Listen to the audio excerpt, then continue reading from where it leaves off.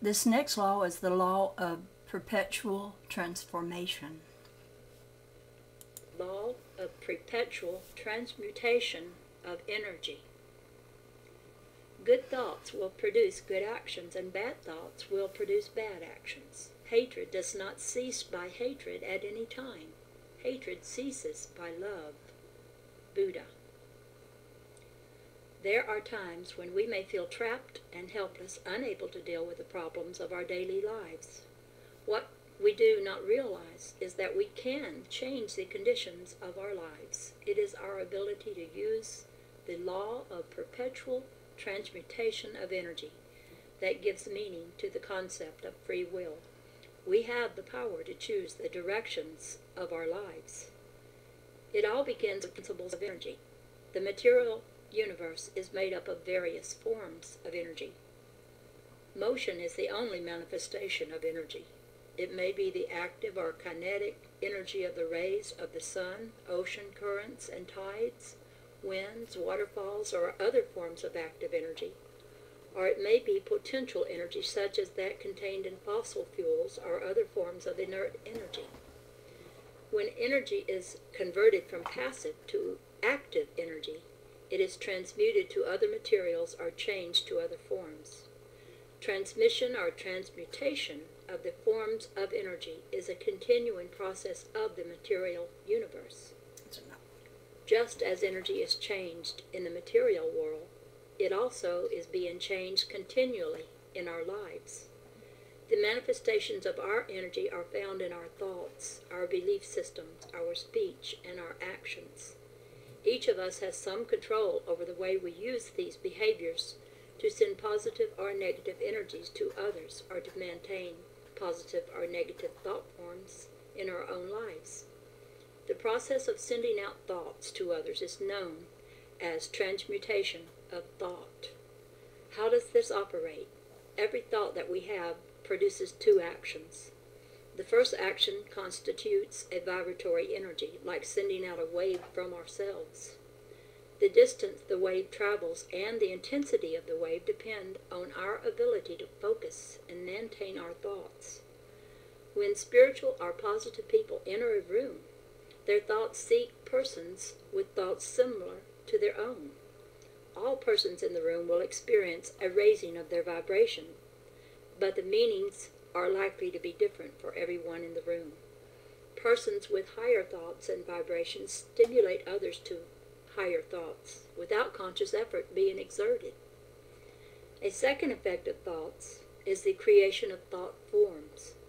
Every thought creates a materialized entity which operates on emotional and intellectual levels. Negative thought forms may stay with an individual and increase in size over time. Persons with psychic vision often see negative thoughts in the auras of other persons. Thought forms can take on the form of entities that exist without our awareness. That's interesting. Thought forms can take on the form of entities that exist without our awareness.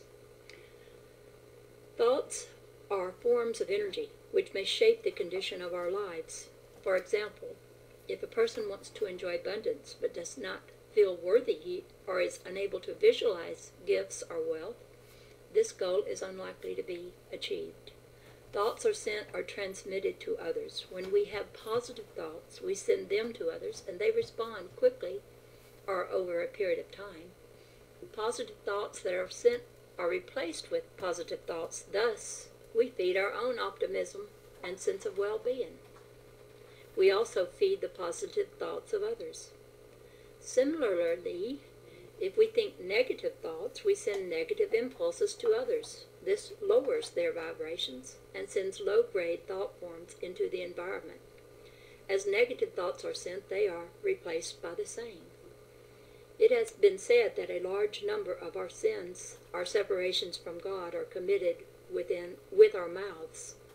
We do not think about our thoughts and our speech, even though they impact our own present and future as well as the present and future of others. If we are to grow spiritually, we must begin to examine our thoughts and understand that our beliefs and our thoughts do not represent reality. They are our perceptions of reality that are incomplete. When we realize this, we open ourselves to moving out to understand in new ways and to appreciate the diversity of people's perceptions. We can control our thoughts, our beliefs, our speech, and our action, but to do so requires that we will ourselves to behave in different ways. A beginning step is to clear our minds of past negative thoughts and feelings. We do this by forgiving past oversights, insults, or transgressions. It is the forgiveness that helps us clear our minds and fill them with positive thoughts and energies which enrich our lives. Where our thoughts are focused, our energies are focused. When we move to positive thinking, we free our energies for the positive activities of life and for our spiritual development. Master El Morya explains this law and how it applies to our lives in the following way. Greetings, O children of the divine. Once again, it is I, El Morya, responding to the request to explain the next law. I transmit this next message with a total love in my heart and know that because I do so, the words will be received within the heart centers of all who reside on that same frequency. Today I will address the law of perpetual transmutation of energy. This is one of my favorite laws, for its application expresses the magic to be found in the Christos. Once understood, this law provides the answers many have yearned to know regarding how to change conditions in one's life from the point of stillness within.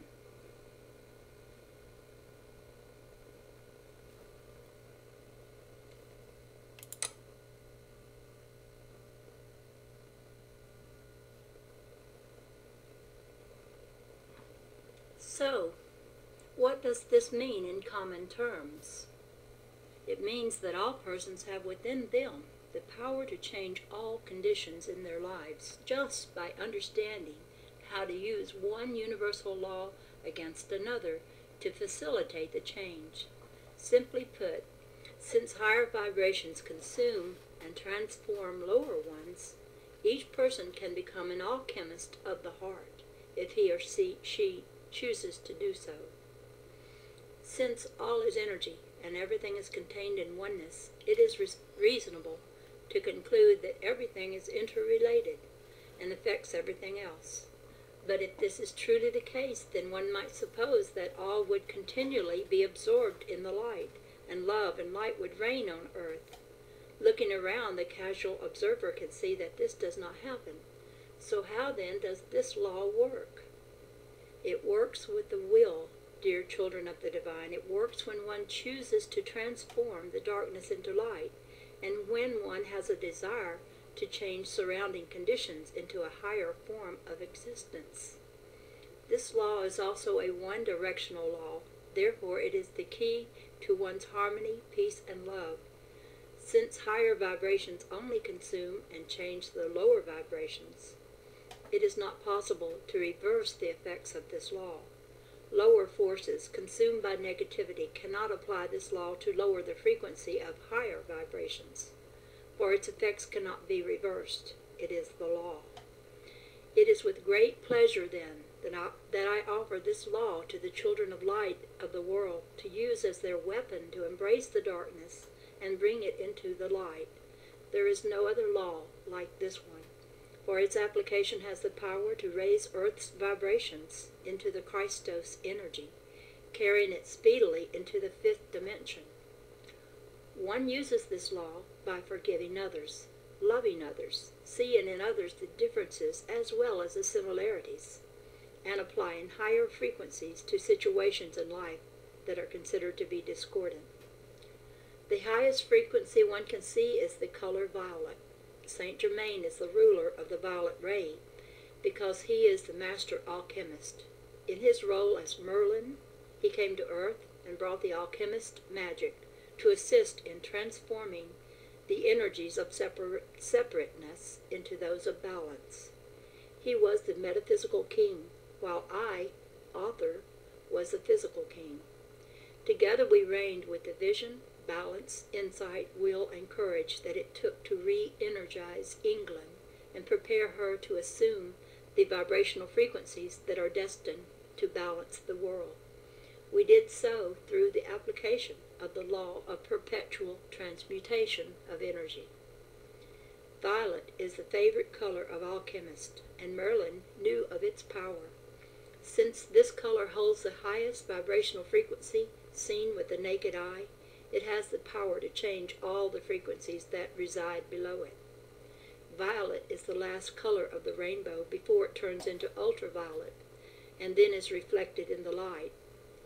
It therefore holds the highest coding of symbols and can be used to change surrounding conditions. Visualize this frequency daily and surround any condition in your life that is discordant with this color. See the condition change from a disharmonious one to one of peace and delight.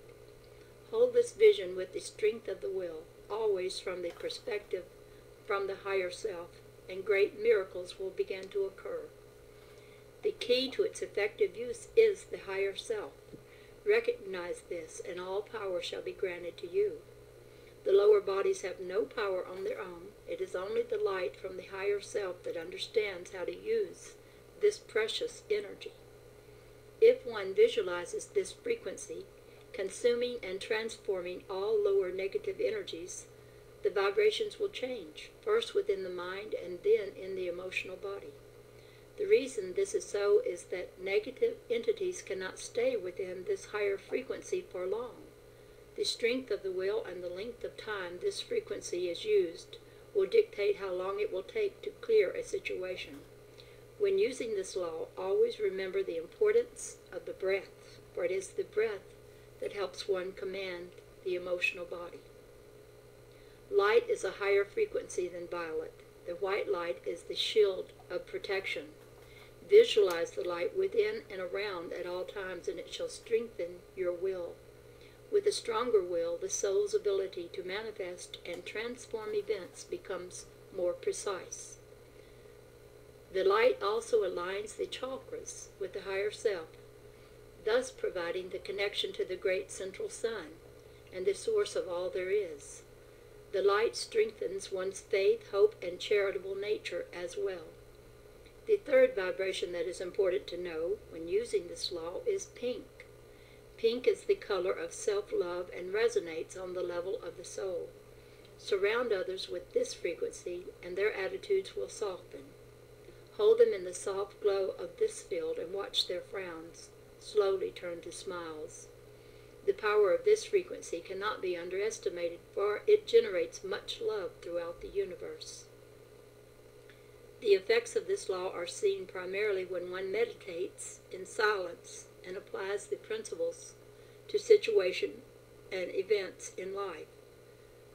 Therefore, I invite all who wish to change the conditions around them to join with Saint Germain in the stillness of the hearts and ask for guidance on its use.